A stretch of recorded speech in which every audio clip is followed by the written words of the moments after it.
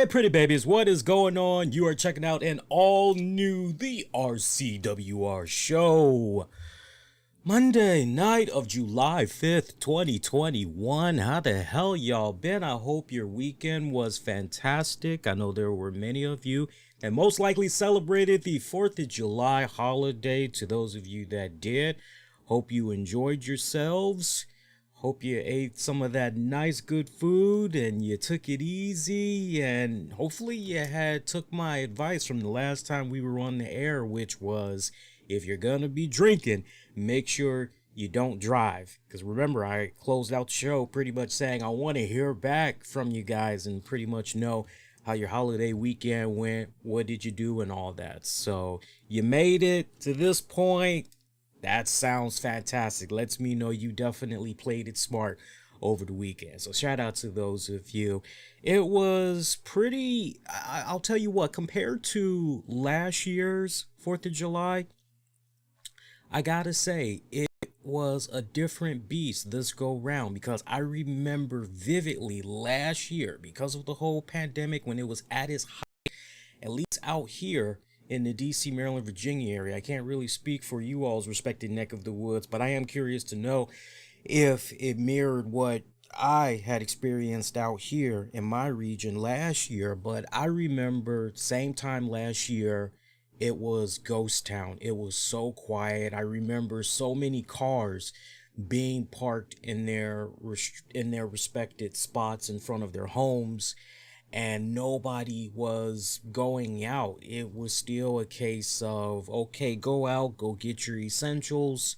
If you gotta go to the grocery store, you gotta pick up some medicine. This is pretty much the time you need to go handle your business, because this is gonna be done as of this time, and unless you got some type of a note saying that you are an essential worker and you're pretty much on your way to that job, you could basically get in trouble with the law. I mean, it was crazy when you just think about how it was where we were exactly a year ago. And I definitely remember there were no fireworks whatsoever. No fireworks, because for the past 10 plus years that I have lived here, I have always seen out of my window, or I could go out on my front lawn, and I've always seen somebody doing something with fireworks. And last year, I just remember, nope, none of that. You could always see and or hear different families that were having barbecues, enjoying themselves, playing their music. And last year, it was dead quiet. There was none of that. So to see that sense of normalcy come back this year, this 4th of July weekend, I tell you, it was wow. It was just so surreal, you know. It's like, because it's the little things that I guess we as Americans sometimes take for granted, you know. So it was kind of nice seeing that again and everything. So yeah, pretty badass. So look, the plan for tonight's show, I normally say we want to do a short show, and it ends up we do our regular length.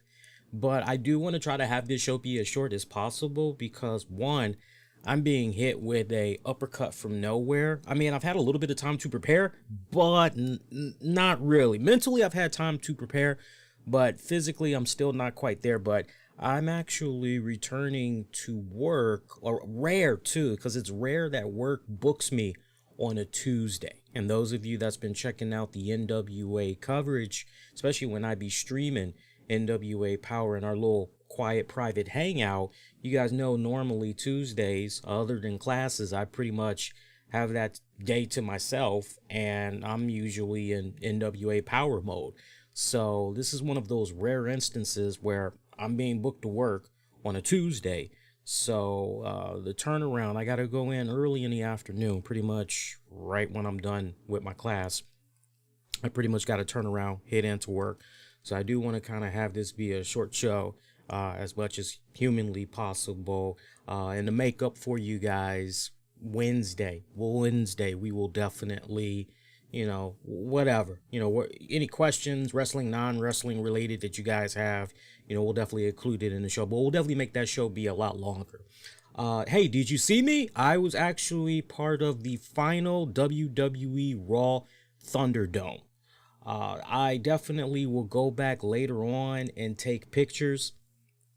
I should have taken some screenshots while I was in Thunderdome. Actually, I did take one screenshot. I did take one, and it's actually up on the Twitter page at the RCWR show. But at the same time, no, there actually is not a screenshot of me in the crowd, actually. So, but if you were watching WWE Raw, or you got it on your DVR, you can actually see me in front of the hard camera. They moved me a couple of times, and then at one point, you just would have swore that, oh, I guess they just are done with Lee for the entire night. I was there. They never, WWE, whoever's in charge of the Thunderdome, they never kicked me out whatsoever. They just kept moving me different places, and then finally they just decided, okay, nah, you know what, and I think because I've done enough Thunderdomes, I think it was kind of one of those cases where they just said, nah, you know what, he's always given us good reactions. You know, he's very interactive with what's going on in the ring. You know, he's got a good track record. We can trust him in front of the hard camera. So for pretty much most of the night, I was somewhere within the hard camera range. Every single time the action was just mainly focused on the in-ring action there, I pretty much was there. I'll give you guys a couple of notes where you could definitely peep me out, and by Wednesday I'll definitely have the images available. Wifey actually spotted me out a couple of times. She's like, hey, I see you on the TV. I see you. I'm like, oh, you see me? He's like, yeah, I see you. I'm like, okay, cool. So it was cool. You know, honestly, if you were to ask me about the Thunderdome experience overall, as far as the pros and cons of it, I would say as far as the pros go, if you ever wanted to represent the WWE as part of the crowd, and who knows, maybe money is pretty tight for you, you can never go to a wrestling event, let alone especially a WWE event. You know, money's usually kind of hurting for you, then, you know, to be in a position where you see WWE say, hey, if you want to be part of this show or you want to be part of this pay-per-view, just open up this link and you can participate that way. I think that's really cool. I really do. If you just want to represent as a wrestling fan, or you want to represent the WWE product in one of the many and best ways that's humanly possible that WWE puts out there at their disposal to you as a fan, then doing the whole WWE Thunderdome experience, okay, again, a major pro. If you want to be in a position where you could say, hey, it's possible that I can be seen on TV because being on one of these monitors, and yeah, granted, there's a couple of times there, if you've been watching the shows in the whole Thunderdome experience, there's been a few times where a fan has been repeated on multiple monitors. I don't know if you guys had peeped it out, but when it came particularly to the main event match of the night, you had this young black kid with glasses on.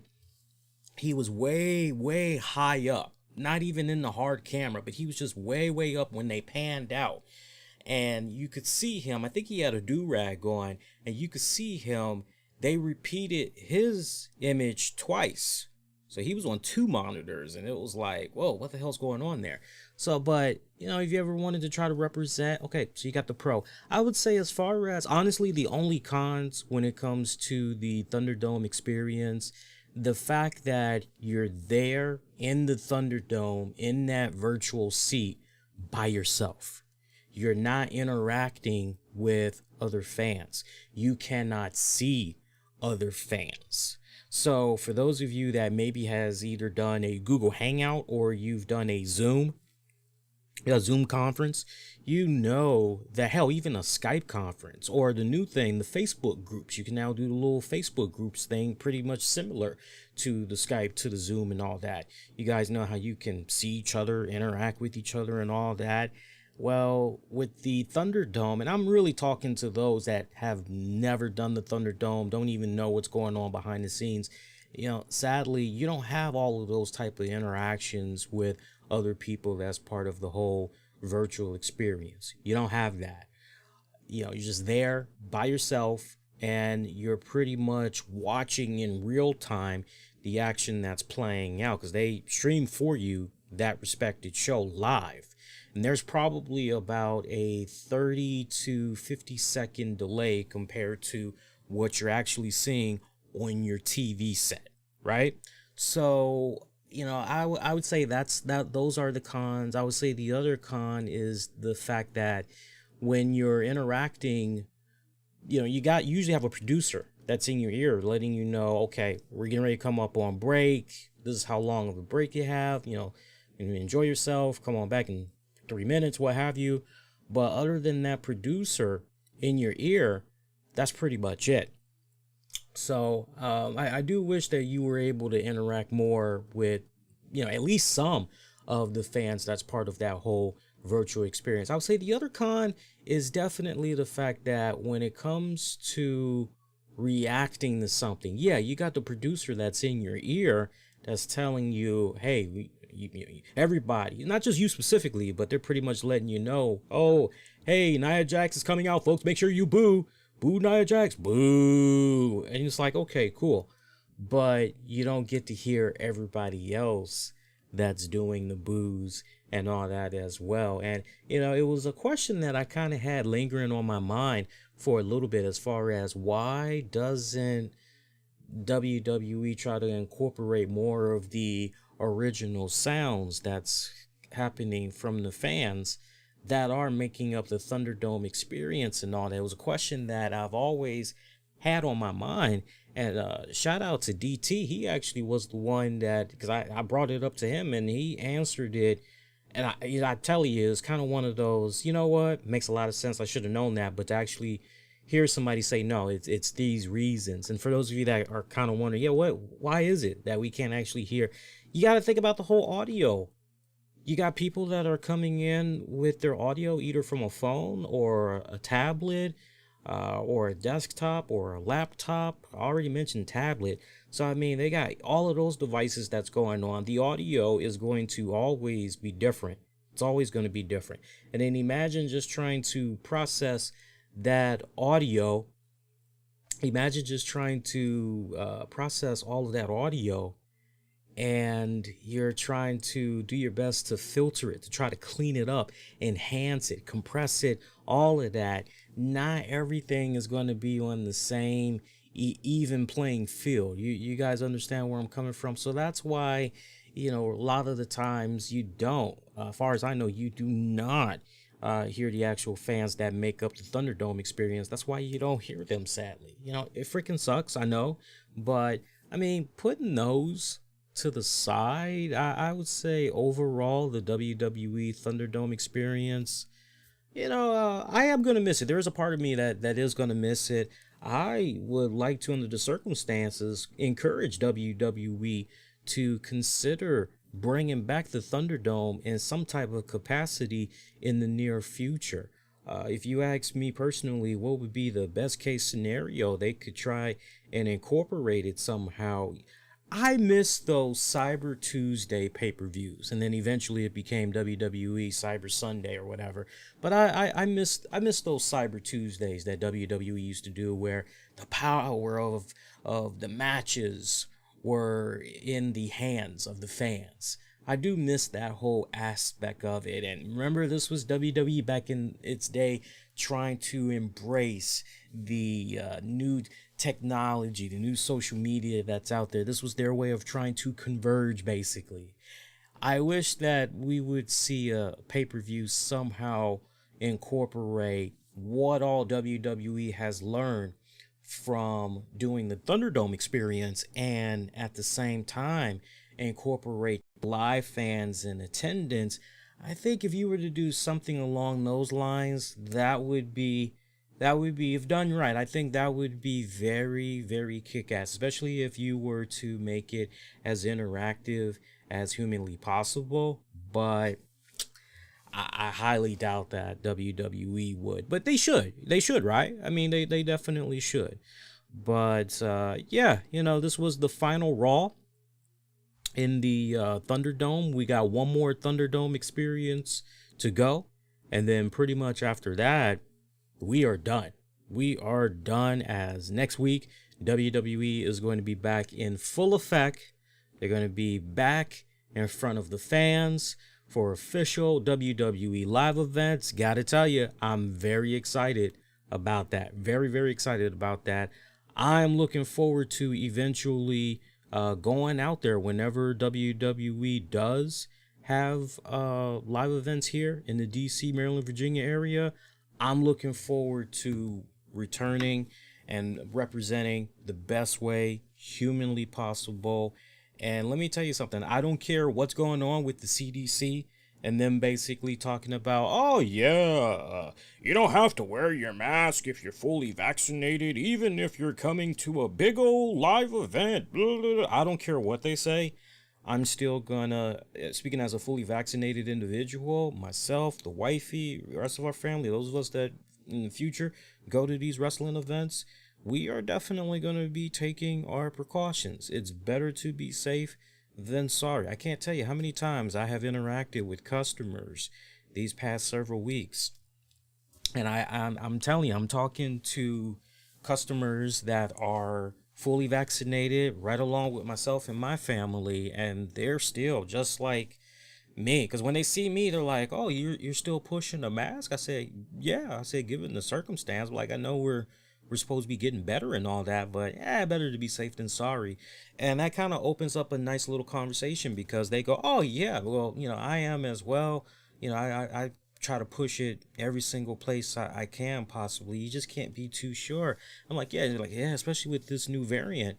That's running around. It's picking up a lot of steam. Like, yeah, without a doubt, it is picking up some steam. So, but I'm legit looking forward to when the wrestling action comes back out here to the DC metropolitan area. Speaking of events, stuff coming back and everything, I was going to get into it later on during the show, but I guess while we're talking about events and all that, we can get into a big announcement right now. And this big announcement that I want to share with you guys, it's huge. It is very, very huge. And without any further ado, ain't gonna be beating around the bush. Let's go right into it. All right, so this is going to be because we got sidelined with the pandemic. So technically my streak was interrupted, but then at the same time, my streak was not interrupted. So it really depends on how you want to look at it. But if you ask me straight up, as far as my streak is still uninterrupted per se. So you longtime listeners know that for the past couple of years now, I have been covering AwesomeCon at the Washington Convention Center in DC. AwesomeCon is basically like Comic-Con, in a nutshell. For those of you that have never been to an AwesomeCon event, it's literally like a Comic-Con. It is where sci-fi, all things pop culture, comic books, movies, it's where all of these beautiful worlds collide, and you are in for a special freaking treat. So far, these past couple of years, some of the main headliners we have had Batista, Dave Batista. We've had Stan Lee, the icon Sting. William Shatner was there one year. Let me see. We also had one of the Doctor Who's. I remember that whole weekend was just built around the Doctor Who's. This Doctor Who, I'm trying to think of the Doctor. It wasn't the one that looks like Skip Bayless. It wasn't him. It was the Doctor Who before that one, a young guy.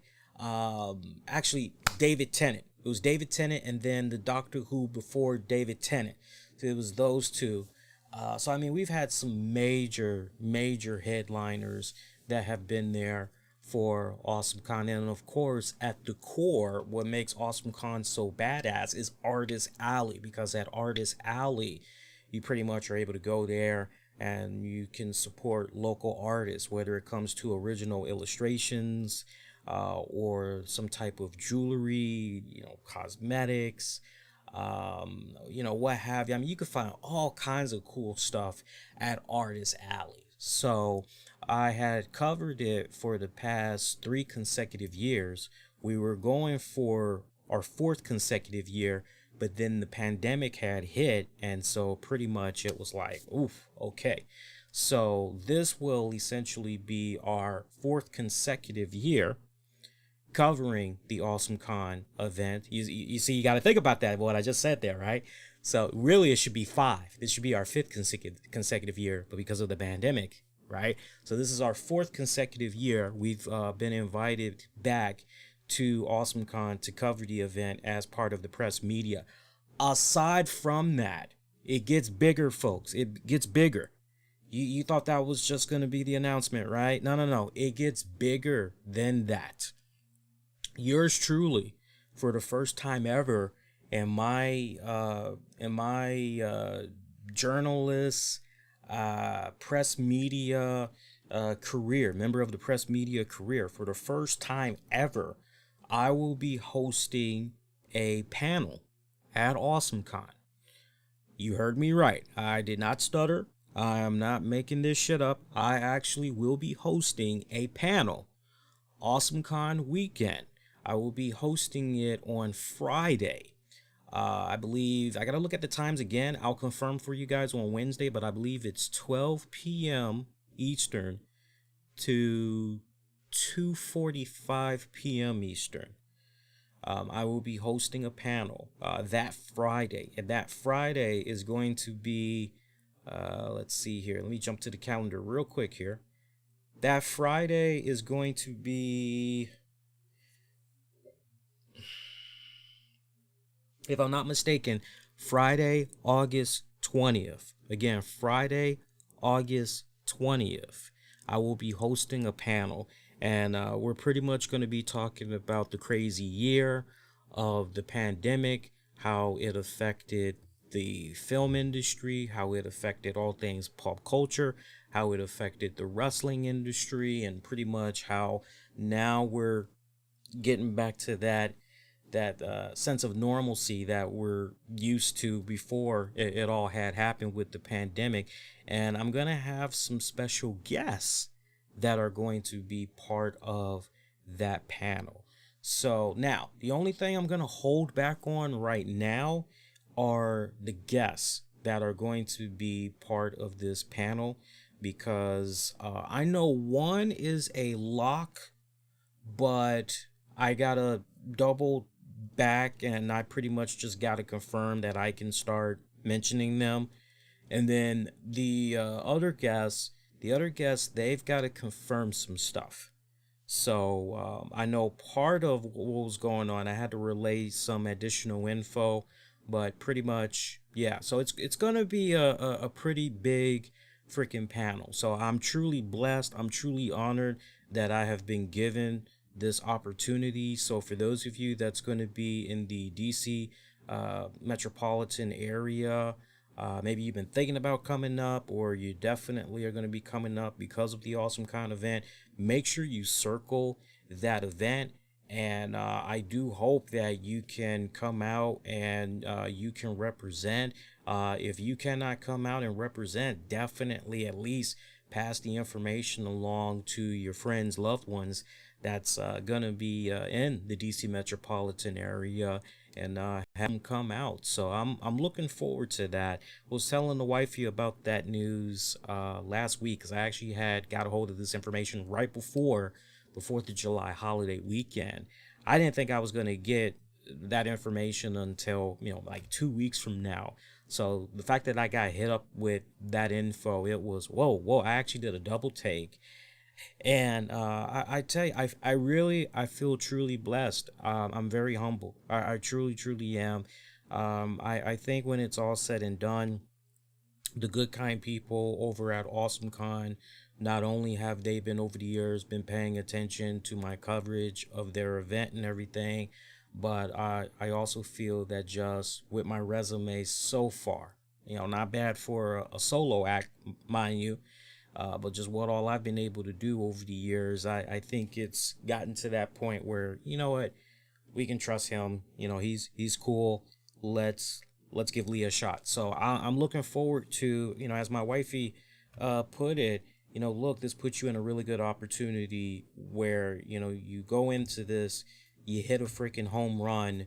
There's no telling what other avenues it may open up for you. So, and that's really how I'm looking at this right now. So, yeah, so I'll have more information in the coming weeks. But right now, Friday, August 20th, 12 p.m. to 2:45 p.m. Eastern. That's when my panel is going to be happening and all that. And I tell you what's really cool. When for those of you that's going to be in the DC area that weekend, when you download the Awesome Con app, something I've done every single year, I've covered the Awesome Con event. What's really cool is when you download that app, you can actually bookmark your itinerary. So if you see something that's really cool that you want to do for Friday, you can bookmark it and all that, and you'll get reminders. You'll get push notification reminders of the events that are coming up, and you can set it so that you can either get a 60 minutes notice, 30 minutes notice before the event. That way you got enough time to walk around, do what you need to do, hurry up, get to the event, all that cool stuff. So awesome shit. So I just thought I'd push that out at the very beginning, give you guys a heads up, and you guys got to forgive me in advance, because definitely for the next couple of shows going into next week, I'll probably be making those announcements once again, and then pause for a little bit, and for sure as we get a lot closer, really push it to the forefront even more. So, hey, before we get into the talk of Raw, I do have some wrestling related news I want to share with you guys. As I know, AEW Dark Elevation was earlier tonight. Here's some of the matches that had played about on tonight's Dark Elevation. Wasn't that many matches, and you guys got to keep in mind some of what Tony Khan had said in a recent interview from a couple of weeks ago. I don't know if you guys recall it, but I remember bringing it up here on the show, which is, per Tony Khan, once AEW goes back on the road, what's been happening with Dark Elevation and Dark, as far as 15, 20 something matches, Tony Khan said that was going to be trimmed dramatically. And sure enough, you look at this latest card for Dark Elevation, it don't get any trimmer than what's happening right now. Some would dare make an argument it could be even more trimmed, but this is what we had for this week's Dark Elevation. Scorpio Sky took on Marcus Cross. Dante Martin faced Serpentico. Orange Cassidy went toe-to-toe with Angelico. Sheeta faced Danny Jordan. Thunder Rosa, the lovely Thunder Rosa, was in action against Layla Gray. And Serena Deeb took on Tisha Price. Those were your AEW Dark Elevation matches for this week. And just the fact that we had 3 women's matches there, I mean, that's awesome. So I'm definitely going to be checking out Dark Elevation. I don't know if I'll do it tonight. I'll most likely do it on my way to work, and I will watch those matches. And definitely when we come back and do Wednesday's show, I'll comment on what I've seen from Dark Elevation and Dark on top of Dynamite for you guys. So WWE Raw for this week, not too shabby of an episode, give or take. Not too shabby of an episode. A lot of interesting developments coming about as we make our way to the Money in the Bank pay-per-view that's going to be coming up. We're 2 weeks away now from Money in the Bank, give or take. So action was pretty solid. I tell you what, I love seeing the rematch between Ricochet and John Morrison. I guess that was, and it's safe to assume, that it was so well received last week.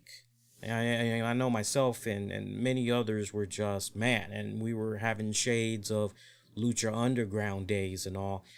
But that was a really great match that Jobo and Ricochet had last week. I was very excited to see these guys have a rematch. And I honestly believe that if it was not so well received on social media as it was last week, we probably would not have seen this rematch. So this was a fortunate circumstance. I mean, this was strictly one of those on the way to the grocery store today. I bumped into, and it turned out to be a very fortuitous encounter, kind of one of those type of deals. So I'm happy with the fact that we had a Ricochet versus John Morrison rematch here. And they did good. They did good. Pretty much this was your first match, your first opener for Raw, really setting the tone and all that. But I gotta tell you, the tone initially, it was a little bit of buzzkill because we had this long, drawn out talking segment that was going on where pretty much all the guys that were essentially participating, or at least the main key players that were participating in the Money in the Bank ladder match, at least for the Raw side, everybody's trying to pull out their measuring stick and prove just how much bravado they have and everything. So what began as a Miz TV segment just soon spammed into Drew McIntyre crashing the party, bringing up the fact that he has such a deepened, rich history with Miz and Morrison. Drew has still not forgotten that Miz is the one that cashed in that Money in the Bank briefcase on him and everything. So he is still pretty bitter about all of that. And he definitely has, without a shadow of doubt, that love-hate relationship when it comes to that Money in the Bank contract because of what Miz was able to do successfully to Drew and everything. And pretty much after that, Ricochet comes on now. Ricochet's trying to, make his claim to fame and everything. And Riddle came out as well. Riddle, he's got his foot wrapped. He's still pushing the scooter and everything. He's trying to put himself over. He's also trying to put Randy Orton over as well, as he's saying, when he wins the Money in the Bank, he's going to dedicate the win to his boy Randy Orton. I just like how all throughout the night, Riddle was pretty much doing Randy Orton like B.I.G. I mean, when you really stop and think about it, he really was doing my boy like B.I.G. Like, yeah, this one, man, I'm telling you, when I get that briefcase, I'm just gonna, and it's like, Biggie, baby, kind of one of those type of deals. So like, did Randy die? Like, that's news to me. Like, seriously, you gotta cue that fucking P Diddy joint. Every move you make, I'll be missing you. You gotta cue that joint, basically. So AJ Styles coming out, interrupting. Everybody just coming out here, laying their claim to the Money in the Bank briefcase. Eventually all hell kind of breaks out, but essentially, we come on back. Ricochet, Jomo. Here's the rematch going down right here. And winner of this, John Morrison. The boys went at it for a decent length of time. They went at it for I would say maybe about 15 minutes, almost, give or take, about 15 minutes. I love the potential that is here between these two guys and this feud. I mean, just the quality alone, you see under the WWE umbrella what these two men are capable of doing here, especially the more rope you're able to give these guys, the rope as far as the creativity freedom that you continue to give these guys and all. And wait, it gets better. It gets better because next week on WWE Raw, there is going to be a rubber band match between these two men. And if I remember it correctly, it's going to be a Falls Count Anywhere match between these two.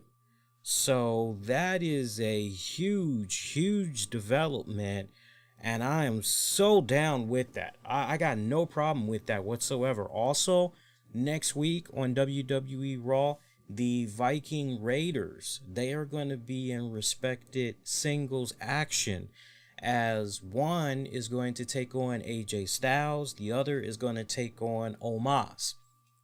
So you got that's going on. And then in 2 weeks from tonight on Raw, there is going to be a Raw Tag Team Championship match, as Viking Raiders, they're going to be taking on AJ Styles and Omos. So a lot of interesting developments that's coming about here on these next 2 weeks worth of Raw episodes that's going to be in front of the fans. So, but yay, look, I'm looking definitely forward to that Falls Count Anywhere between Jomo and Ricochet. I mean, that should really blow the roof off. I mean, just the way I'm picturing that match in my head right now. Now, look, I'd be shocked if it went to the level of Lucha Underground. I really, really would. We'll see. We'll see. But if these guys can be given the creative rope to just, okay, go out there, have fucking fun, put on a fucking clinic, tell that great story. You know, I'm honestly expecting for these guys to go at least 20 minutes. I'm thinking at least a good 20-minute match between these two. And I just know from the technical prowess that exists between both men, they are going to get standing ovations from the freaking crowd. So, and you know, I love what's been going on with John Morrison as of late, by the way. John Morrison has really been stepping it up a lot more as far as the wittiness and you know, his little rhyming that he's been doing as of late. You know, this incarnation of John Morrison that's been floating about, you know, within recent weeks, that's kind of been enhanced a little bit more. I'm kind of digging this. I gotta say, I'm kind of digging this. I'm liking where it's going. So, but yeah, this damn good. This is damn good what they did tonight. But that Falls Count Anywhere, I'm looking a lot forward to that one. Jinder Mahal, channeling his inner American badass Undertaker, he showed up on a big old red, I don't know if you want to call it a motorcycle or if you want to make an argument. Nah, dog, that was a scooter. But he showed up to the arena.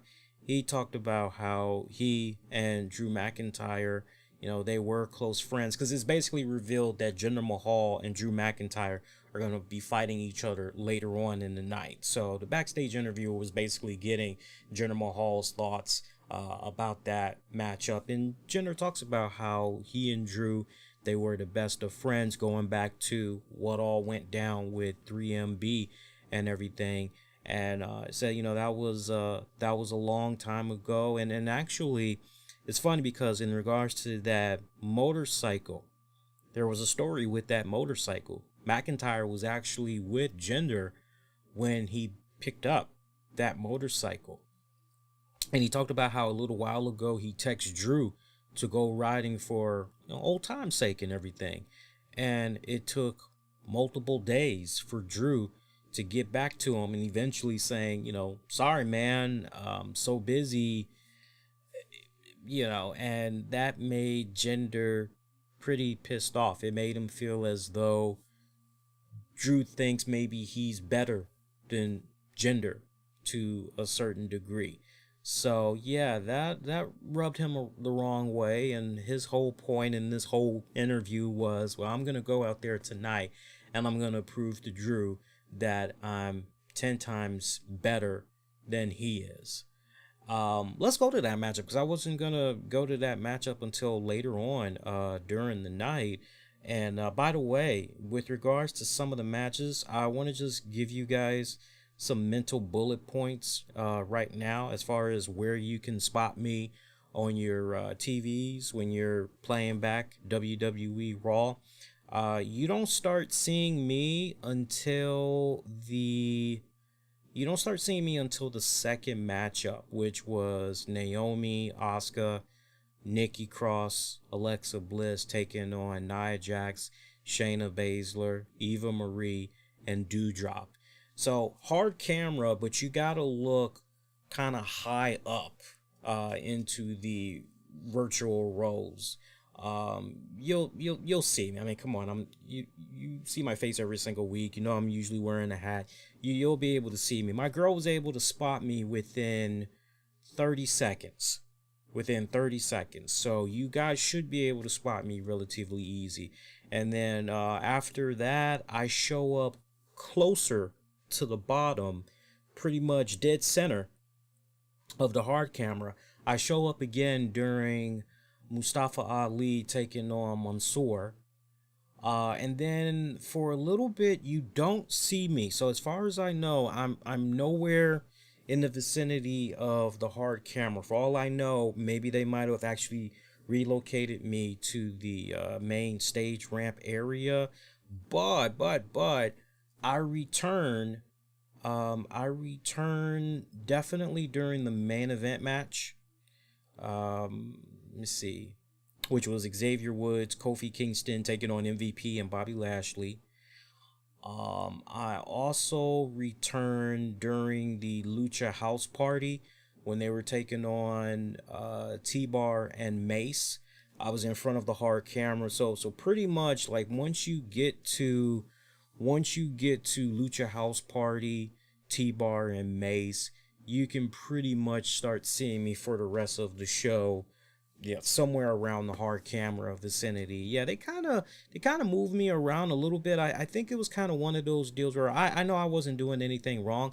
I think it was just kind of one of those deals where they wanted to just shuffle in some new people and try to give some of them an opportunity. But as you guys probably saw tonight, you had some fans that were part of that whole Thunderdome experience. You're going, man, why are these guys on these monitors? They aren't doing anything. Like, did you guys peep out the one guy? And shout out if you did. Did y'all peep out the one guy that was eating his dinner?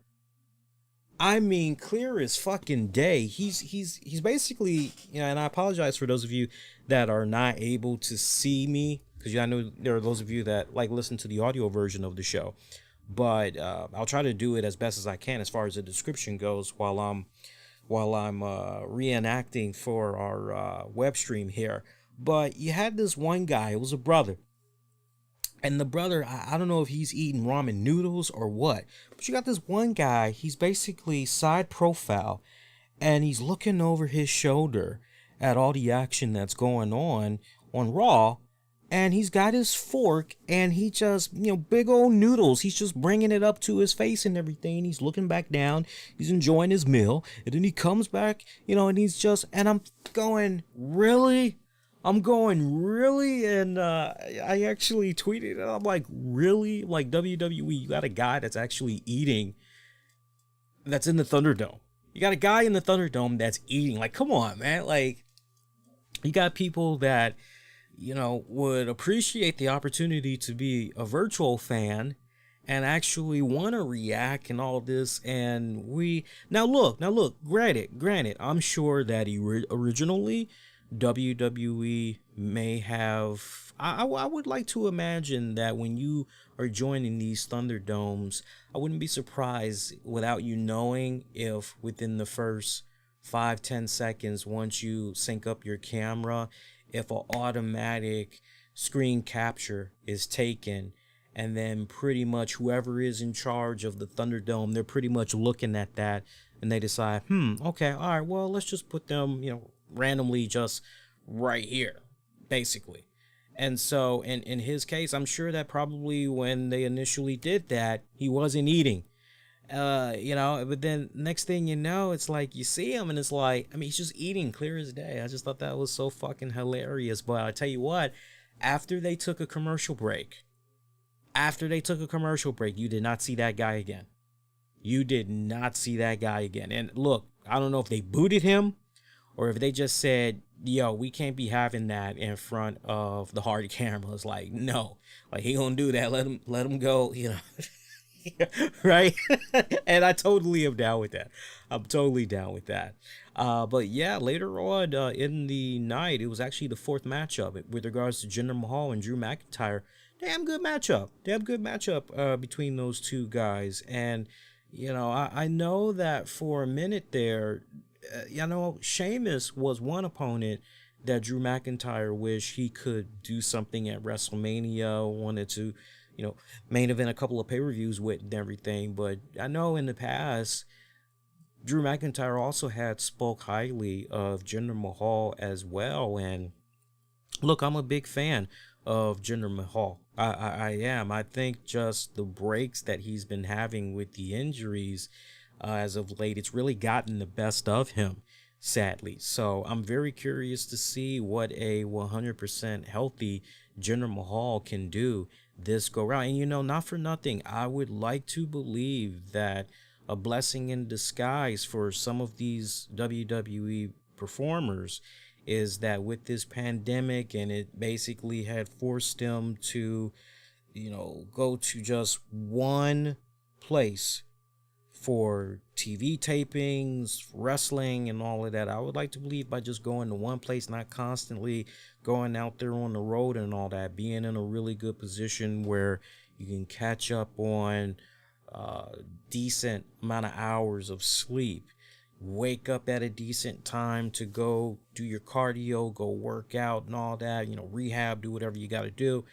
I would imagine that from a physical standpoint, wrestlers here in the WWE particular were able to really take advantage of this pandemic and truly use it to their advantage. So one thing we got to be keeping a keen eye out on in the coming weeks, now that WWE is getting back out there on the road, is how is this schedule going to take its toll on these performers physically, right? You would just like to knock on wood that, everybody continues to remain strong and pretty durable and all that. So, and Jinder Mahal is definitely one of those guys I'm looking at as WWE continues to go back out there on the road.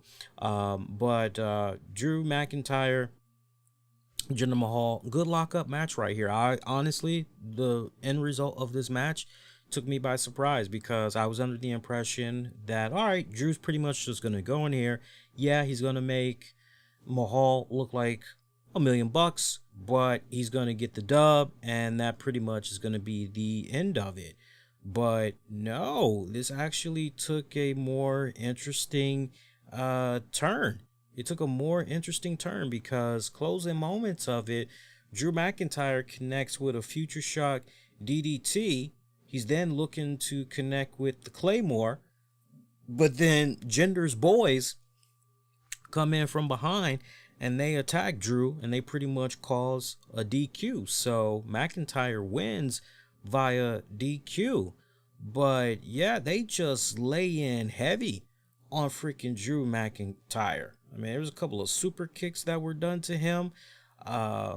They rammed him into one of the corners. I can't remember if it was outside the ring and it had involved steel steps or whatnot, but I mean, Jinder was just flooring the hell out of Drew McIntyre. And finally, when it counted the most, you talk about the ultimate insult to injury.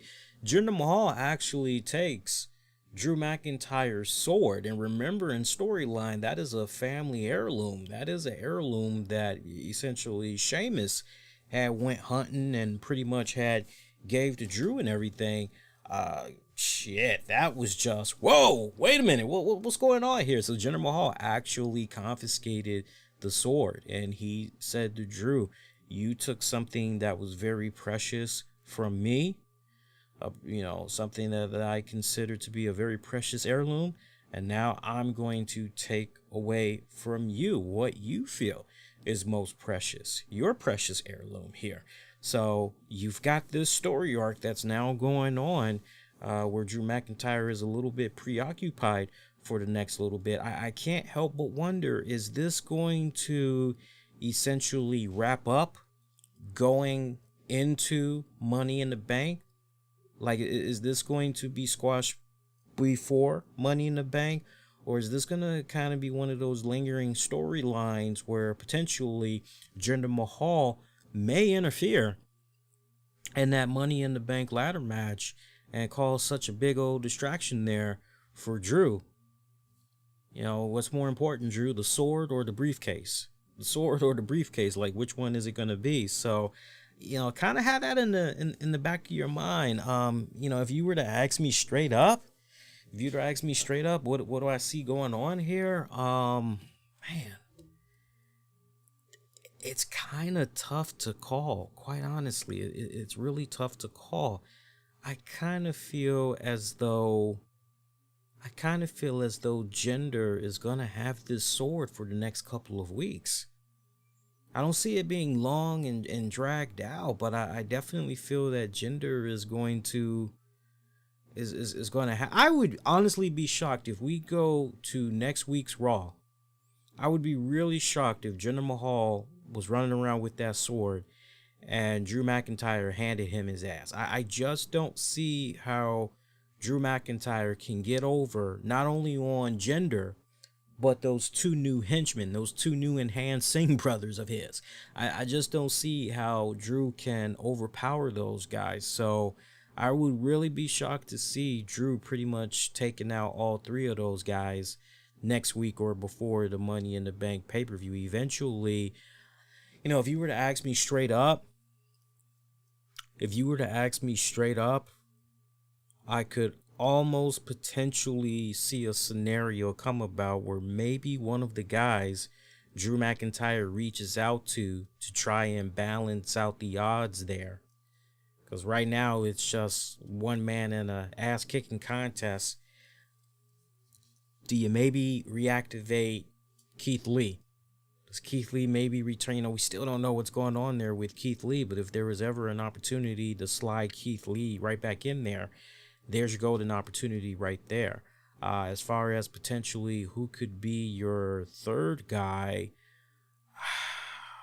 that's a tricky one because Ricochet's preoccupied with Jomo right now. Mansoor's occupied with Ali still. So as far as a third guy goes, I'm just thinking who else is. Do you maybe? What's going on with Shelton Benjamin's status in the company? Do you maybe go with Shelton? I mean, because that would kind of be interesting. Do you maybe go that route? I'm very interested to see who could possibly be that third guy, because you're definitely going to need a third guy in there. So, to be continued on that one.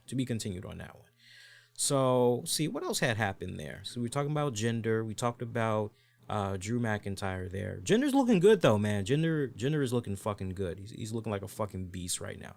Looks like $1 million fucking dollars, man. I love his physique. I know he shared some workout regimens in the past and all that. That's definitely something I wanna look up and see what my man is doing there. Cause yeah, now that I got the AwesomeCon thing going down, I want to try to get as nice and trimmed up as possible going into August.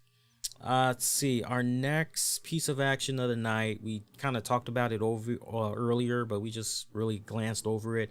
Alexa Bliss, Nikki Ash, Naomi, Asuka taking on Nia Jax, Shayna Baszler, Eva Marie, Piper Niven. Pretty much team Eva Marie picking up the win. One thing that kind of rubbed me the wrong way, I did not appreciate the fact that Nia Jax pinned Nikki Ash. I mean, we just began to introduce this new persona for Nikki Cross.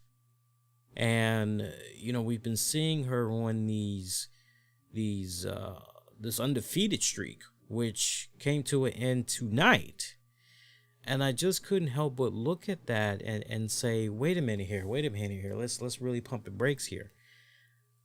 How did this really help Nikki Ash? How did this really help her? Because I could bring up an argument that Nikki Ash had no business eating a pin or being submitted. Now, I know some people feel a certain way about Asuka, and I totally get that. So, as far as I'm concerned, by default, Naomi is the one that, honestly, okay, well, if we're going to feed somebody to try to serve this storyline that's going on between Shayna, Nia, Reginald, and Alexa Bliss, okay, we got to feed somebody, then let's feed Naomi. We don't need to feed Asuka to Nia Jax because Asuka is still looked at relatively. She just had a championship run not that long ago, so she's still looked in very high regard. You feel where I'm coming from? And we've got Nikki Ash, who's just pulling in these upset victories left and right. Now, some could make the argument, well, if we're talking about singles competition as Nikki Ash is still undefeated. It's just that right now, in regards to tag team action, that so if you were to try to break it to me that way on that type of a technicality, I can totally see where you guys are coming from. But me personally, I wouldn't have served up Nikki Ash like that. So I mean that just kind of rubbed me the wrong way. To each its own. But yeah, more of that hocus pocus. This is what I don't understand. If we know at some point something weird is gonna happen, with Reginald or Naya and Alexa Bliss, I just don't understand why Shayna Baszler, for all the hatred that she has for Reginald and all that, I just don't understand why she just don't pick up a steel chair or just whop, just upside the head of Reginald, just knock him out cold so that nobody has to worry about freaking Alexa Bliss and her hocus pocus, I put a spell on you, voodoo curse, whatever thingamajigger that she likes to do so much. So I can't wait to see how that's gonna play out in front of the fans. By the way, that whole hocus pocus, dog, you want to go out for a walk look that Alexa be giving people. I can't wait to see how that plays out in front of the crowd, because I'm very curious if the crowd are going to be sitting on their hands when it comes to stuff like that, or if they're going to be mocking it and they're going to be doing their own little head gestures, doing their own little, right? Because you know how these WWE fans are. You know how these fans are, and you get them all together and they raunchy and all that. I can't wait to see how this is going to play out. Seriously. But I got to tell you, man, I have not been enjoying this whole Alexa Bliss. And look, fan of Alexa Bliss's work. I think what she was doing early on while still with Bray Wyatt and all, I mean, she was putting in some good shit, but what's been happening as of late has just been way too comical for me. So I can't wait to see what tweaks are going to be happening, if at all, when it comes to this particular character and this story arc being presented in front of the WWE fan base. Major props to Nikki Ash. I don't have any concern for Nikki Ash right now. I think, just to follow up on what I had said from last week, which you really need to go out of your way and listen to last week's show. And what I'll probably end up doing too, I'll probably actually make that be a audio clip on the YouTube channel that you guys can hear, because I pretty much talked about how from a monetary, from a business standpoint, from a PR standpoint, it's a really cool, smart ass move of WWE to do. And they got money. They hit pay dirt right here with this superhero gimmick and all. And look, if you guys look, this is something that Nikki Cross is so passionate about. I know that there's probably some of you guys you're just not feeling this. You don't quite understand this. You don't feel that this is necessary. And I get where you guys are coming from tremendously. I do. But this is something that Nikki Cross has put a lot of time, has put a lot of energy into, and she has spent a couple of months on this. And there's a really, really to the point interview that she put out not that long ago, the interview that she did, and she talked about the origins of this superhero gimmick. And now that you look at the color scheme of her superhero costume and all that, it makes all the sense in the world. But she talked about how she was greatly influenced growing up by the X-Men animated series, by Spider-Man, and these were shows that she would just watch over and over and over again. And to hear that and then to look at that costume, you go, okay, you know what, I see it now. I totally freaking see it. I wish that the person that interviewed her, and not for nothing, I'll give them the benefit of the doubt, because what I checked out initially were just transcripts. I'm now curious. I actually want to hear the audio of this, so maybe I'll be able to answer my own question. But I'm curious if in regards to the X-Men animated series and the Spider-Man animated series.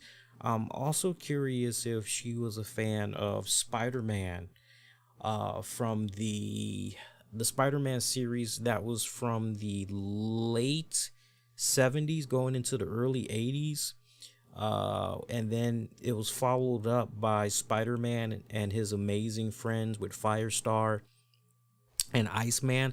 I'm curious if she also was a big fan of those shows as well, because if she was, I can just totally understand the heavy influence when I look at this Nikki Ash character and all that. So, but yeah, go back, check out. I don't know if I had brought that up on last week's show where I went in depth about Nikki Cross. Pretty sure it was last week's show, but I'll definitely make that be a standalone clip on YouTube for you guys to check out. But that I don't have any concern with whatsoever. But the whole Alexa Bliss, that I do have trepidations about that in front of the live crowd. So we'll see what happens with that. Other action from WWE Raw. Moving along here. Mustafa Ali taking on Mansoor. Good little matchup. Not that long. I mean, from what you were able to see, you're like, okay, it's off to a good start. But then the next thing you know, Mustafa Ali, he gets his ankle caught up in between the ropes, and it's clear as day. That was probably the only thing I didn't like about this, and I'm a stickler for detail. I did not like the fact that the cameraman was just pretty much right there when Ali bounced from one side of the ropes to the other, and you just see Ali purposely get his leg caught up, making sure that he grabbed the rope a particular way so that his leg would get caught up, and then the referee comes over, and the referee is trying to do his best to help Ali get out. And you've got Mansoor who comes over trying to be a good sport. He's very concerned, and he's trying to help out Ali. He gets Ali out of the tangled ropes and all that. And then all of a sudden, once Mansoor gets back into the ring and he's trying to check up on Ali, Ali rolls him up, gets the quick heel roll up for the 3 count, and that's pretty much it. So, once again, this is a case right here where, goddamn, Ali, you've been given examples time and time again. How much, and I apologize in advance if you guys just heard that. We got fireworks going on over here. Crazy. It's like, it just now is going on. We got fireworks at almost 12:15 in the morning here. We got people out doing fireworks, and 9 times out of 10, we got some people that are actually either going back to school or going back to work, because some people had an extended break. The price you pay when living in a residential area, I tell you. But getting back to Ali there, it's like, okay, dude, there's only but so many times you can keep taking the high road here, that you can keep being a good sport.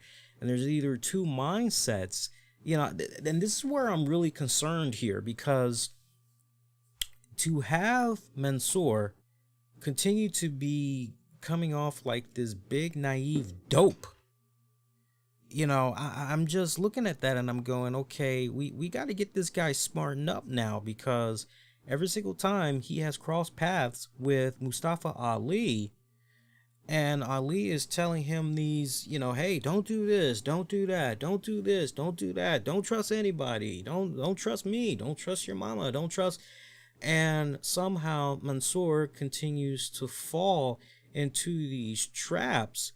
I just can't help but say to myself, okay, so how much longer is Mansoor gonna be this naive when it comes to, of all people, Mustafa Ali? When does he start fighting fire with Mustafa Ali? So I'm hoping that maybe by next week we're gonna start seeing a different Mansoor come about, specifically in regards to Ali. Otherwise, it's gonna get to a point where it's starting to become kind of comical. You feel where I'm coming from? And again, the way it's coming off right now, it's coming off like it's coming off like the scene from Bruce Lee in Enter the Dragon. I know I had told you guys about that,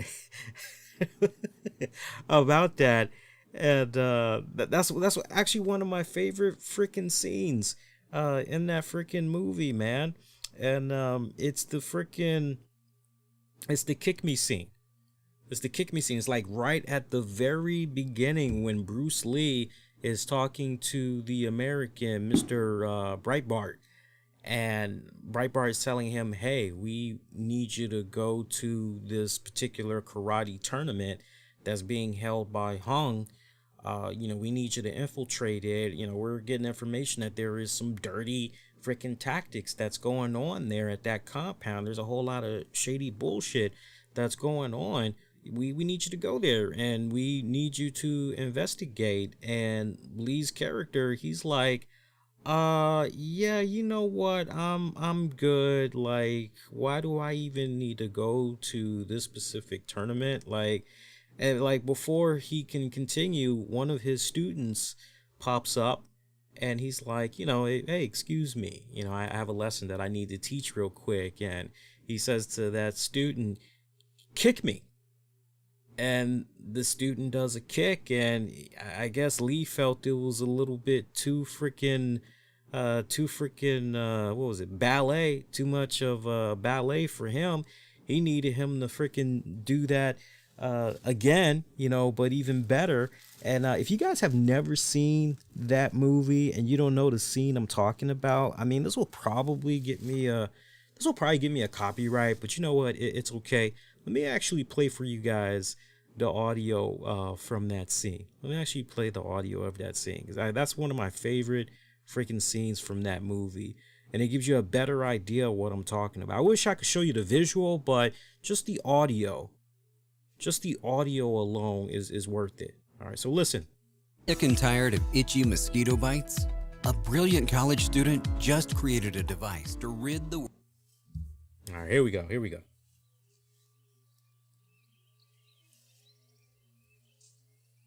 Now, let me pause this real quick. So, in this case, I would say Bruce Lee is Mustafa Ali, and the kid that's getting the lesson is freaking Mansoor. So, that's what I see every time, each week with these two guys. All right, so here's the lesson here. Kick me. Kick me.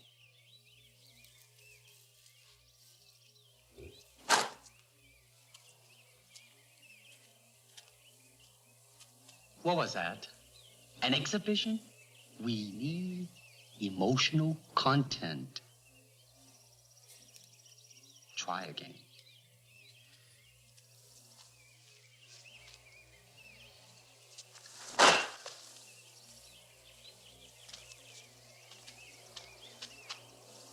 I said emotional content, not anger. Now try again. With me. That's Ali to Mansoor, yo.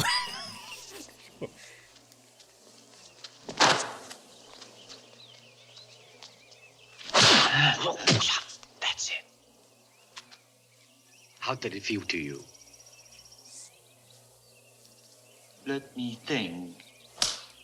Don't think. Feel. It is like a finger pointing away to the moon. Don't concentrate on the finger, or you will miss all that heavenly glory. Do you understand?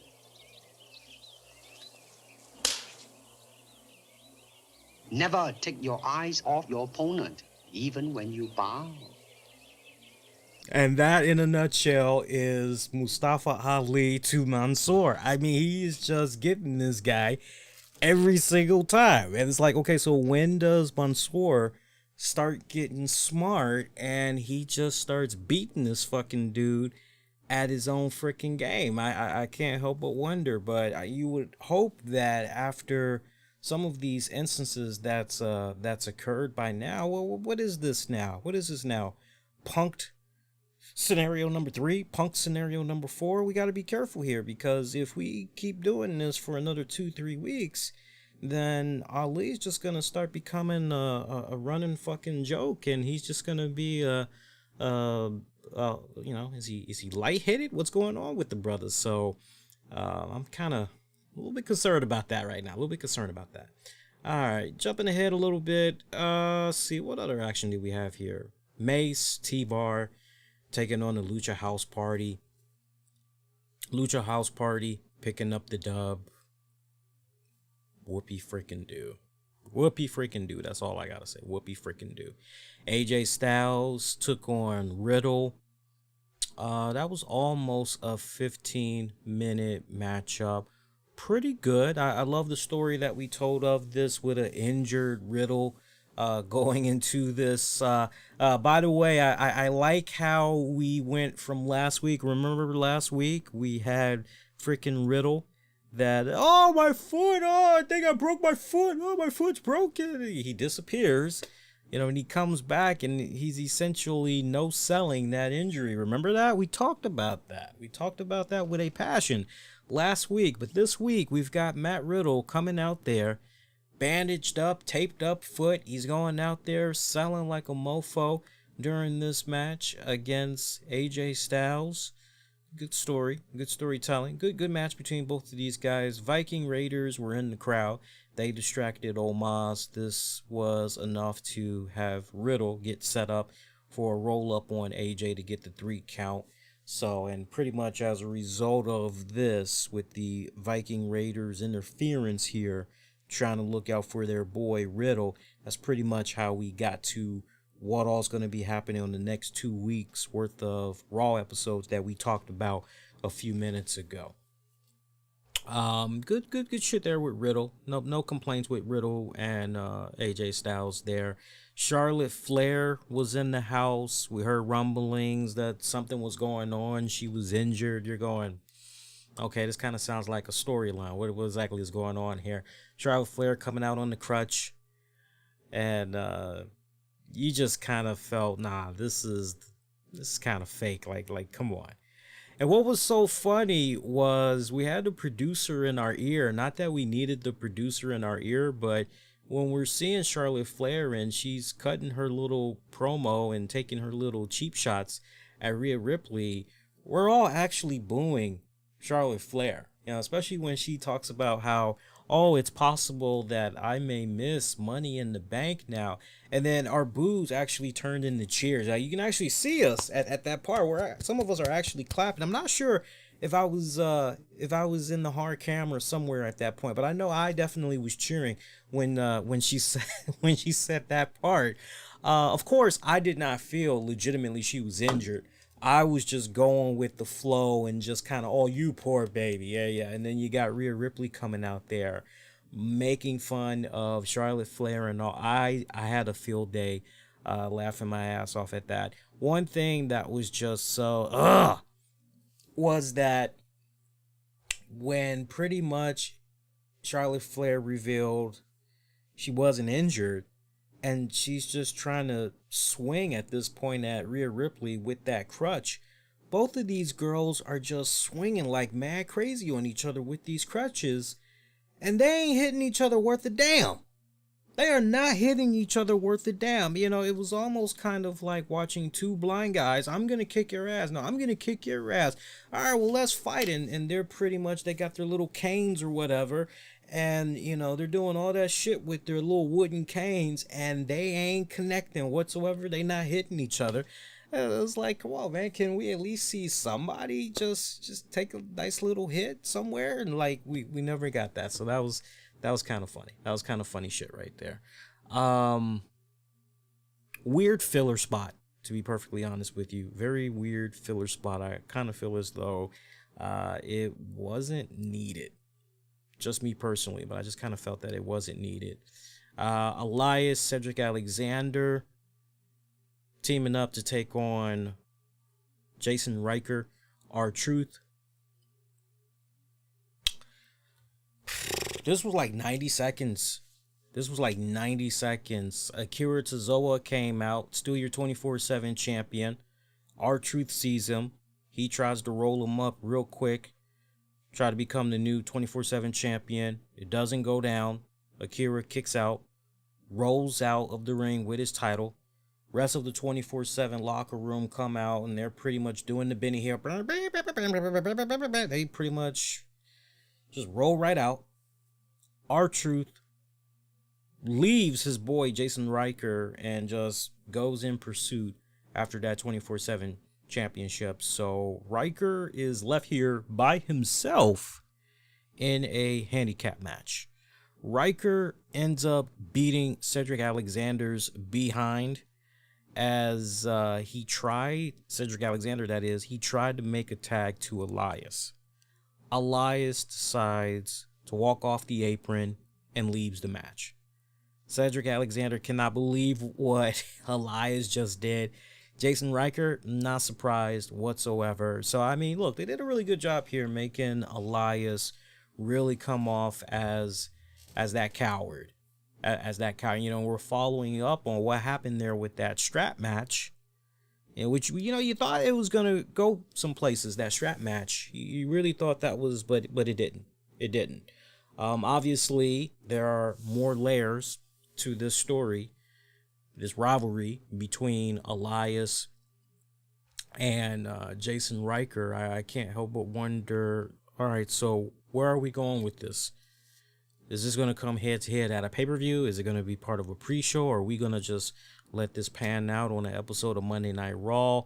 Where exactly are we going with this here? And I'll tell you something. I'll tell you something. I think it might depend on the crowd reactions to this, like the in-person crowd reactions to this. Like, it's been a good minute since we've heard a crowd and how they feel about Elias. But I'm more so curious about how they feel particular to Jason Riker. I can tell you this much.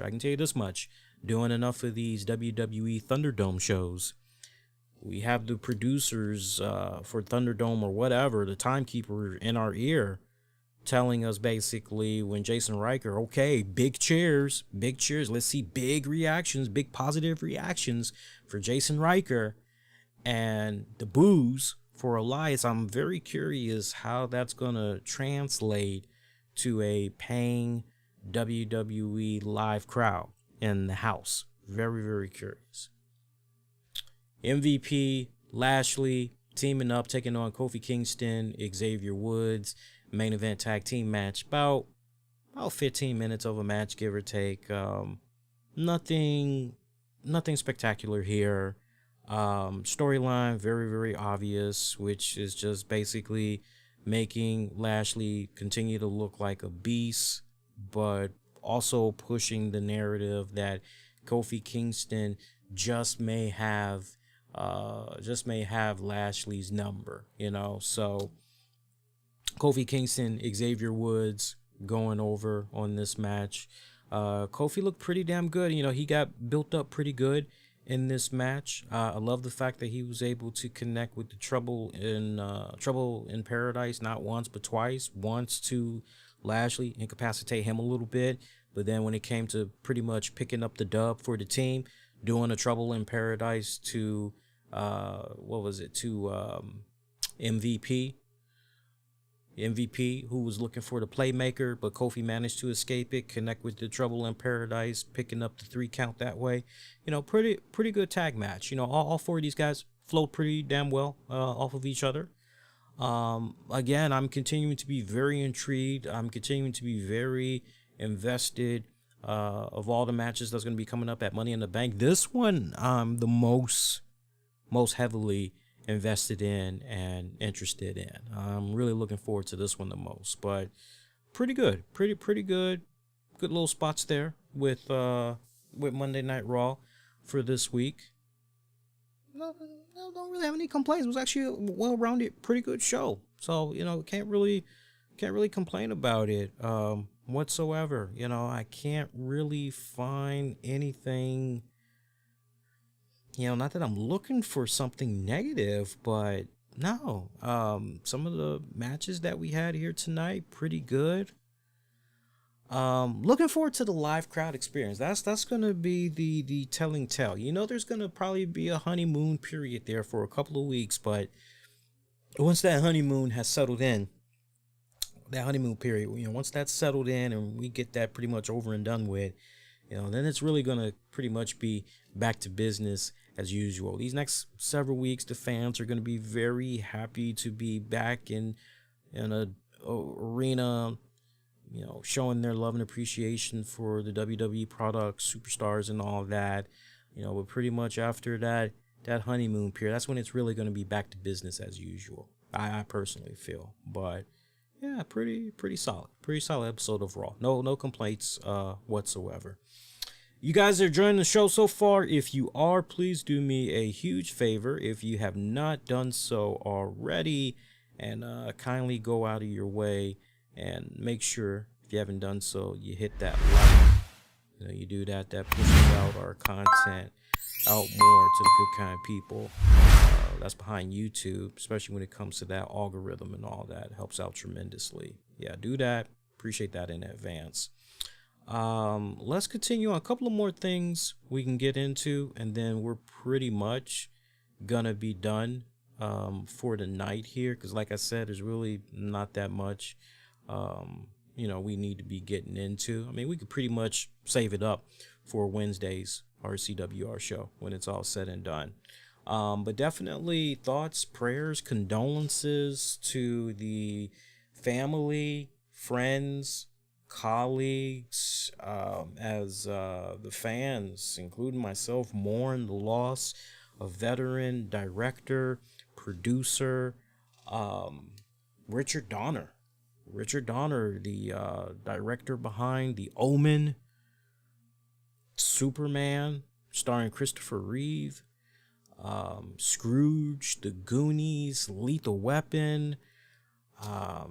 He passed away at the age of 91. So 91, a nice, good, long, fruitful life, without a shadow of doubt. Nice, good, long, fruitful life. But man, I heard about this earlier today, and I was like, really? And I couldn't feel too sad, because it was, hey, 91. So that's a hell of a good ass run. That's a hell of a nice, good, long, fruitful life. The one thing I liked about Richard Donner and the way that he directed, I mean, not just in regards to movies, because, when it came to him as a director, pretty much early 60s as a director is really when it began for him. But TV he did first.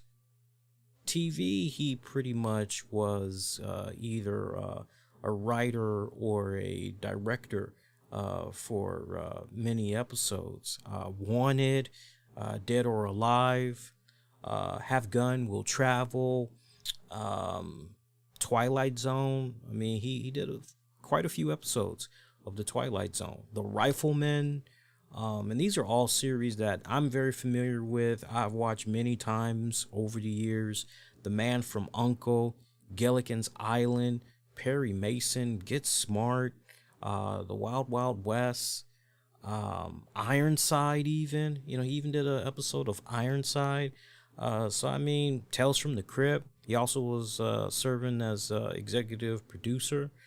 So, I mean, this man did a lot of stuff in regards to TV.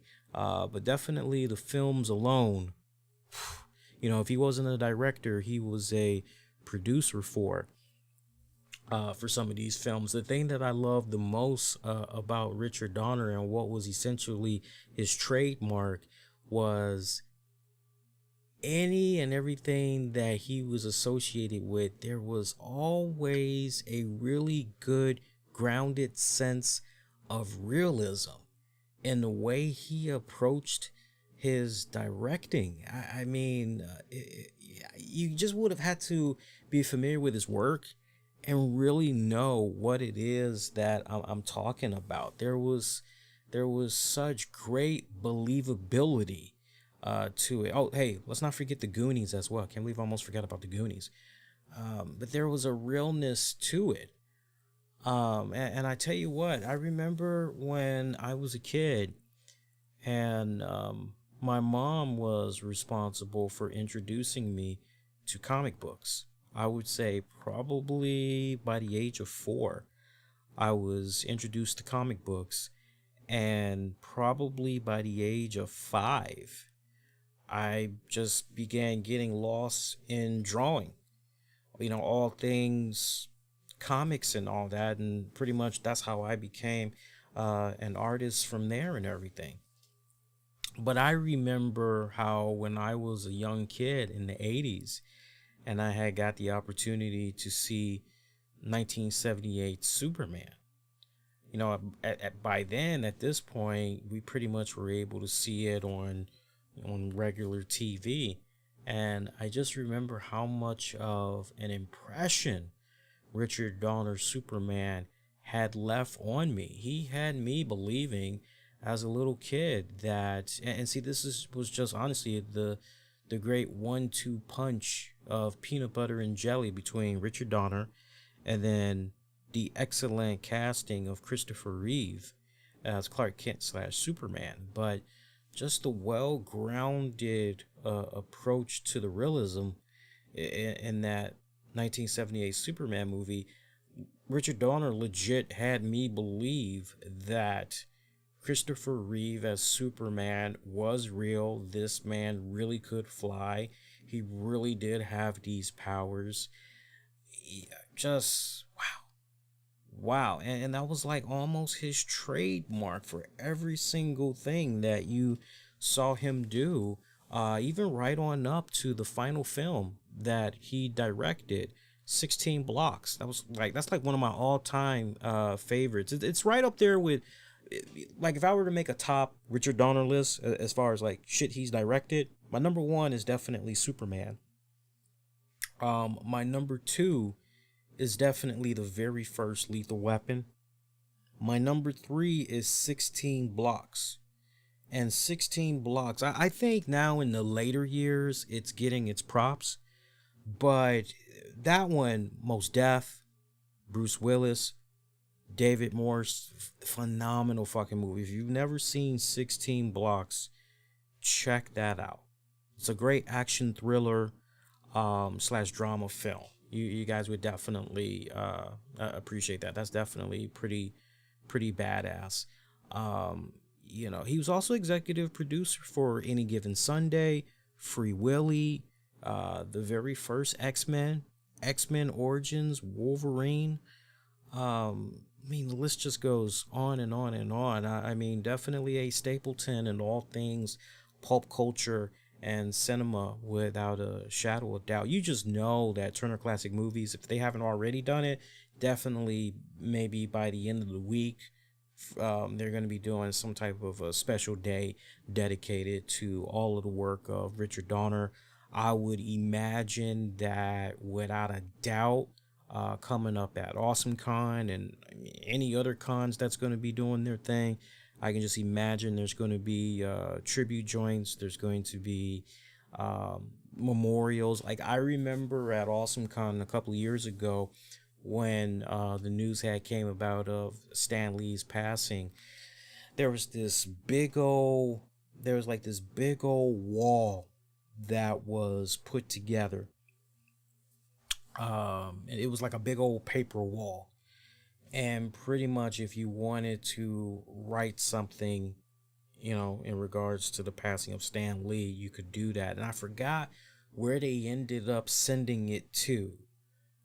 They ended up sending it somewhere. I wish I could remember where it was. I'll see if I can dig up that information and maybe kind of have it ready for you guys by the next show. But I would imagine that they're probably going to be doing something similar like that for Richard Donner at all the cons for the rest of this year, maybe even going into early next year. Oh, yeah. Rounding off the list, though, I definitely got to put 1988 Scrooged on there as well. One of my top all-time favorite Bill Murray movies. Is not at the top like as far as the top 3 spots, but it's definitely at the top. Yeah, I love Scrooge. Every single time the holidays come about, that's particularly Christmas. That's one of the main movies that I always go to and I bust out. I bust out Scrooged, It's a Wonderful Life, Miracle on 34th Street. I already mentioned A Christmas Story, yeah. And I also bust out Groundhog Day. Yeah. Those are the ones, man. Those are the ones. So rest in peace, Richard Donner. Other than that, let me see how long we've been going so far. We've been going about what, like almost 90 minutes? Yeah, we've been going about an hour, 35 minutes. Just trying to see what else we can get into, as we're kind of winding down just a little bit. Look, I know all the big craze that came about from last week was the fact that Zelina Vega returned to the WWE. We now see that she's involved in the Money in the Bank ladder match for the women's side of the contract and all that.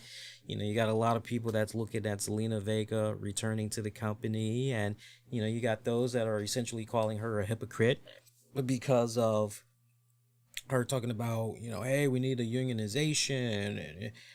And look, she did put out a statement in regards to her WWE return. And she wrote on social media what to take from tonight. I'm back. I'm going to be in the Money in the Bank ladder match, and I will win, period. Everything else is irrelevant. And she kept it short, sweet, and simple. Look, as far as her being back in the WWE and everything, look, it's good. I miss Zelina Vega. I'm actually happy that she's back in the WWE, personally. I think that Zelina Vega had a very difficult lesson to learn outside looking in. It's one of those type of deals. I'm always reminded of a story. Just indulge me on this story for a hot minute. I remember when I was a kid, my dad had one of the coolest jobs at Sears Tower. My dad would wear a suit. He had a briefcase. Every day he went to work. And he actually, he didn't have an office, but he was at a workstation cubicle and all that. And what my dad did up there was pretty badass. He was on the phones all day. I know it had something to do with sales. I want to say it had something to do with sales and marketing. And he was pretty damn good at what he was doing. And he was so damn good that the vice president for that respected department took a nice, good, fond liking to him and everything. And the ladies, it didn't matter if it was black, white, Puerto Rican, Asian, the ladies loved my dad because he would wear these cool ass, sharp ass suits, and his hair. His hair back then, man, he did the whole freaking kit and all that shit. And he had that whole Wall Street look down. Charlie Sheen, Michael Douglas, Gecko, he had that whole slick back hair. He had all that going on. And, I get most of my good looks from him. But mainly my mom. It's mainly my mom. I get some of his good looks, but it's mainly my mom I get the good looks from. And I remember one day something had went down where my dad's best friend that also worked alongside him, had a cubicle and all that as well. There was something that had came up where my friend, my dad's friend, he felt that some of the things that was being asked of him and my dad to do, that it was beneath them, that it really wasn't worth their pay grade, that it was bullshit, it was racism and all this other shit. So this guy was talking a I look at him as the hype man. He's a really good hype man. You know, my dad's getting all worked up and he's like, yeah, you know, man, you're absolutely right. You're absolutely right. And long story short, after getting so blown up by this friend, I remember when the VP came around, you know, said a little something, wanted my dad to do something. My dad just flipped the fuck out, said, no, fuck you, not doing that shit because da da da da da da da da. So my dad gets escorted out of Sears Tower, you know, so he pretty much loses his job that day. Now, you think that one friend that was blowing up my dad and telling him we need to do this, we need to do that, blah blah blah, blah blah blah, fuck this, fuck that, racism, all this other shit. You think that dude had quit that job and joined my dad? No, he kept right on working. He kept right on fucking working. I remember when my dad had told my mom what happened that day he came home from work pretty early. Man, I remember how much she had chewed him the fuck up. She chewed him up big time. Got me involved in it. I think I was but I was years ahead of my time. I remember being 8, maybe going on 9, but I was years ahead of my time. Like, even though I was like 8, 9 years old, I could have these conversations, like really smart fucking conversations with 12, 13, 14, 15-year-olds and shit. And I could have good conversations with adults as well. And I remember when my mom brought up the topic, you know, here I am, 8, 9 years old, and, you know, my mom's giving me a pop quiz and telling me, you know, okay, how would you have handled this? What would you have done? And I'm telling her, well, I would have just kept it to myself, however I was feeling, and kept right on working. And, you know, so to have an 8, 9-year-old kid saying, yeah, I'm not rocking that boat, right? Now, bring that back to Zelina Vega. You got all these people that were, yeah, Zelina, unionization, wrestling, yeah, we should unionize it. Yeah, why don't we have a union? And you got fucking Andrew Yang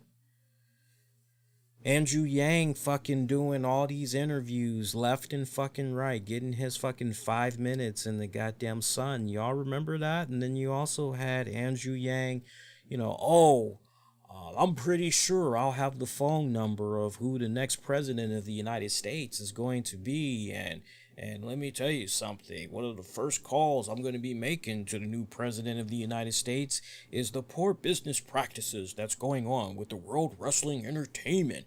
And then all of a sudden, you got motherfuckers left and right getting Andrew Yang to come onto the show, doing these interviews. And, you know, oh, so you're a wrestling fan, and you know, so what do you like about pro wrestling, and who's some of the promotions that you're following? And you kind of realize that, nah, this guy ain't really current on his pro wrestling like that. He ain't like the true guys and the true podcasters that's going in and week out and fucking checking out the shit and all that. And like, nah, he just, there was a time when he watched it maybe some 15, 20 years ago, but nah, he ain't there now.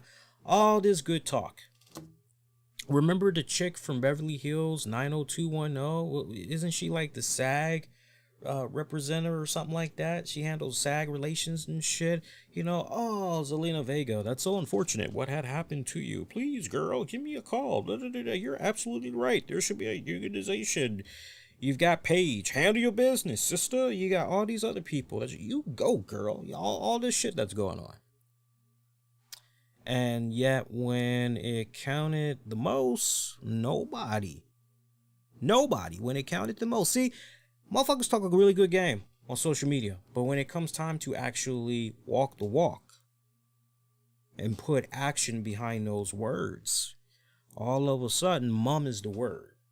And Zelina Vega, unfortunately, found herself on the outside looking in. I truly believe that her heart was in the right place. I don't believe that she meant any ill will or malice towards the WWE. She really did believe in that unionization for wrestlers. But you're talking about an empire that has been around for decades, and they have yet to switch up their philosophies, their principles on a lot of those things. And look, not for nothing, but a lot of those men and women that end up becoming pro wrestlers, they know what they're getting themselves into when they get ready to put their name on those dotted lines. They understand, and yet they sign, and the rest is pretty much history. And you see what became of Andrew Yang with his little 15 minutes of fame. This guy, for all the money that he puts out there, I got these many jobs, thanks to my money and my companies, and this is what I was able to do. Da, da, da, da. You see how ultimately he was trying to tap into a certain age demographic in hopes that he could somehow continue to capitalize on it, ride it into the New York primaries and becoming the mayor of New York. And that pretty much blew up in his face, did it not? He in the end, he didn't even win, right? So I look at what went down with Zelina Vega, no different than what went down with my dad and when he ultimately lost his job at Sears Tower. You get humbled real quick when you really realize, oh shit, I ain't got it like that. I thought I had all these allies. I thought I had all these people that were supporting me, and I really thought I was going to be able to go in here and make a change. And wow, and that's exactly what's going on with Zelina Vega. I really don't think that anybody should be shitting on her and just let her be. Enjoy the fact that she's back. Lord knows they need all the help that they can get on their women's roster right now. Between Raw and SmackDown, they need all the help that they can get, especially on the SmackDown side. That SmackDown side of things is extremely freaking thin. So, enjoy. What's past is past. Let's focus on the right here and the right now. That's my 2 cents on that from a distance. Let's see. Other than that, I'm gonna say let's stick a fork in it, and I'm gonna say let's call it DONE, done. We can get into a lot more stuff on the Wednesday show. Let me see where we're at right now. We're at about an hour 47 minutes. Real quick though, I will give you guys some quick notes. There was some other wrestling action that happened on the weekend that you guys may not be aware of. EC3's Free the Narrative event that went down on, I believe it was Fight TV. Listen to this card that went down from over the weekend. The Unknown Hand, Nick McNeil, took on Jake Logan. Father Merton Warlord defeated John Schuyler. Pharaoh took on William Bill Carr. Moose faced Division Matt Sydal, and your main event EC3 defeated Matt Cardona. So that was just some of the action that went down at the EC3 Free the Narrative event. Also, ICW had a No Holds Barred Volume 14 show on July 4th at the Field of Fear in New Jersey. The replay of that is available on IWTV. Here's the card. Satu Jin defeated Mitch Vallon. Jim Cannonball defeated Herzog. Neil Diamond Cutter defeated Insane Lane. Bobby Beverly defeated Akira. ICW American Deathmatch Championship, John Wayne Murdoch defeated Dan Maff. And for the ICW American Deathmatch Championship, There was a John Wayne Murdoch and Eric Ryan who fought to a no contest. So yeah, the ICW American Deathmatch Championship, yeah, it was defended twice on that same card by John Wayne there. John Wayne. So that was the card for that. Some honorable notes wanted to give to you guys real quick. By the way, there's going to be a Broken Skulls Sessions episode with Kevin Nash. Don't know when it's going to be airing right now. If I were to speculate, I would like to believe immediately after Money in the Bank has wrapped up. Also, there was supposed to be a new WWE Icons episode released over the weekend on Lex Luger. It was originally slated to be released 4th of July weekend, but for whatever respected reasons, it's been postponed. Supposedly, it's been postponed so that it could actually follow up with like a good lead in, a good strong lead in. So I don't know if WWE's mindset is let's have this premiere after a pay-per-view. I don't know. I don't know what their mindset is right now, but I'm looking forward to checking that out. I really am looking forward to checking that out. And when I do get ready to watch that, I think what would be also a really good topic of discussion is to revisit what Mick Foley had said earlier this year about Lex Luger going into the WWE Hall of Fame, because he actually gave a pro argument for Lex Luger going into the Hall of Fame. So FYI, just some interesting notes I wanted to pass along to you guys. So at this point, our next edition of the RCWR show, we're going to be live Wednesday. Now, you NWA Power fans, I have not forgotten about you guys. It's just sadly, this Tuesday night, I am not going to be watching NWA Power live in real time. So I'm not going to be able to do the live hangout, show the stream like I normally show in my little private gathering and all that. So instead, Tuesday night, I think I will most likely go live, and I will give my NWA Power Reaction Edition post show. So tune in for that. That will be available sometime Tuesday night, most likely while NXT is on. That much I do know for certain. While NXT is on, I'll pretty much be doing that. But then Wednesday night we'll have a new RCWR show. That'll cover NXT Fallout, also AEW Fallout. We'll also talk about what's been going down with last week's AEW Dynamite numbers. We also got Thursday's Impact Wrestling numbers.